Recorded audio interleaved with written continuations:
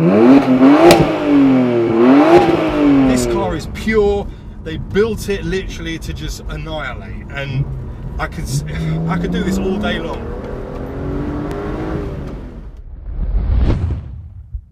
What is going on, guys? Welcome back to Stef ABtv. Behind me, as you can see, is the BMW 1M Coupe.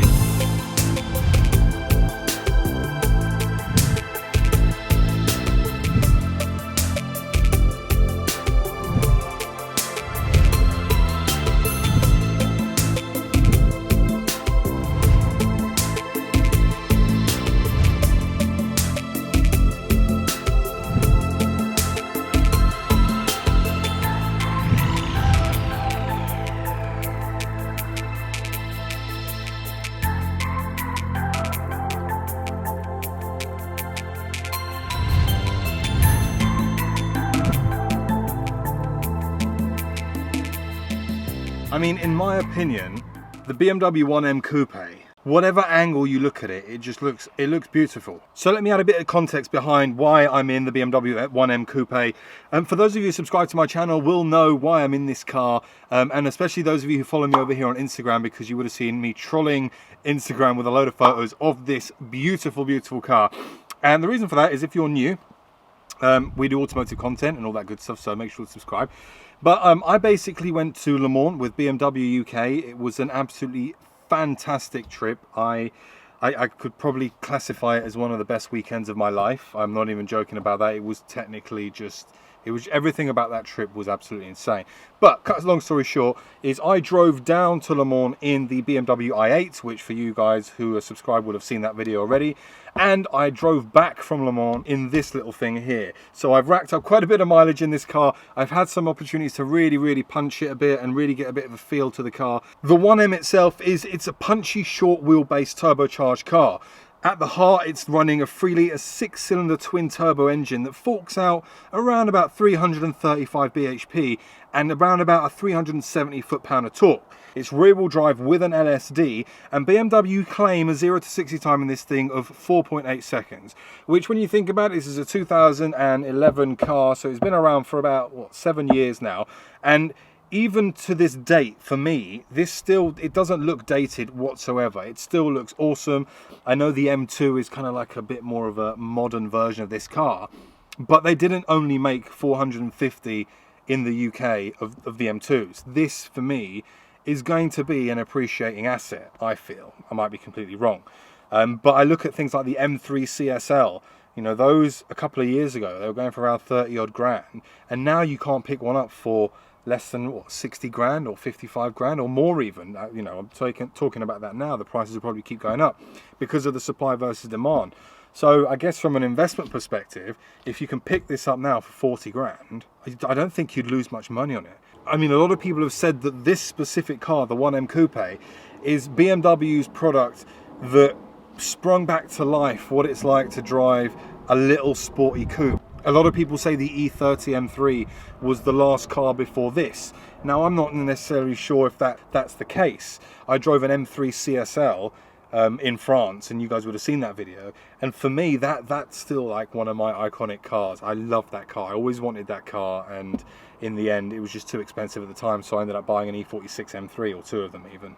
You don't get much customization in this car. I mean, granted, we're looking at the newer cars nowadays, and like the M3 CS, M4s, anything new, you get kind of driver profiles and all that good stuff. With this, you don't. You get a traction control button up there. You get an M button here, which effectively is your sport mode button. And that's pretty much it. But then when BMW made this car, I don't think they didn't have that kind of stuff in mind. When they made this car, I'm just trying to find the right word for it. I mean, pure. It's a very pure driver's car. That's probably the best way to describe this. There's not many gimmicks in it. You do get the sat-nav screen, obviously in the background. You have the kind of the mini twisty knob thing here. I can't remember the name of it, I'm sorry. But you get all that in this as well. So obviously you have CD, radio, nav, phone, all that good stuff. But I don't think you'd buy this car for that. I mean, to be fair, if they gave this to me and it didn't have a nav and it didn't have this media, that's it, multimedia center here, I wouldn't care. Because this is so pure. The fact that it's manual, a 6-speed manual gearbox.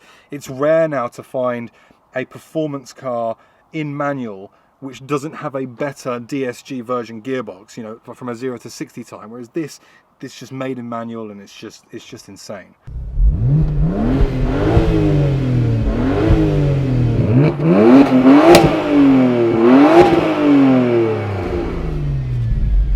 All right, let's see what this is about. Work the night shift till late in the PM. I'm California dreaming.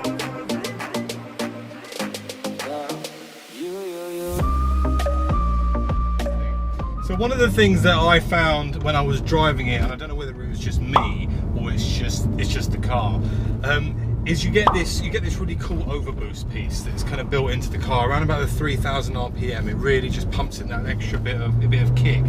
But one thing that you do notice with this car is that the traction control light is pretty much constantly flashing. It's ridiculous. It's also very quick.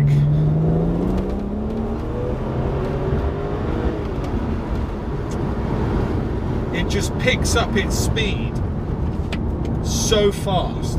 And that's the thing with the twin turbo engine. Of course, you've got both turbos, one for the lower end pickup, gives you all that low end torque, and then the larger turbo for that higher end RPM revs. The other thing with this car is its road presence is strong. Like no nonsense. This car's road presence is mad. It gets so much attention. When I was driving this back from Le Mans, the attention this was getting at the service stations was ridiculous. I mean, M2 owners were pulling up to take photos with it. It's a very, very respected car. It's a very quick car.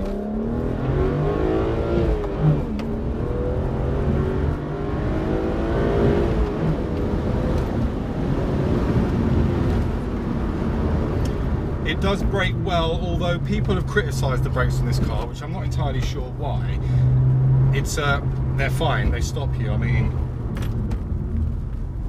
yeah.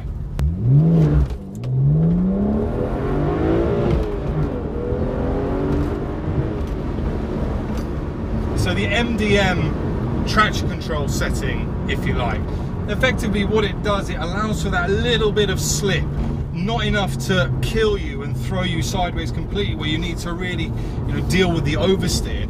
But it allows it almost feels like it allows the car to put the power down a little bit more, because when the traction is permanently on, I feel that you feel the power cutting out. But then what about the things like the exterior styling and all that good stuff? For me, that's where this car really comes alive, and from an excitement perspective, it definitely delivers that. Because you see one of these coming in your rear view mirror, it means business. You get out of the way because it's such an aggressive looking car. And I can see why people love it. I love it. Would you invest in it? Quite possibly, because you get so much car for your money.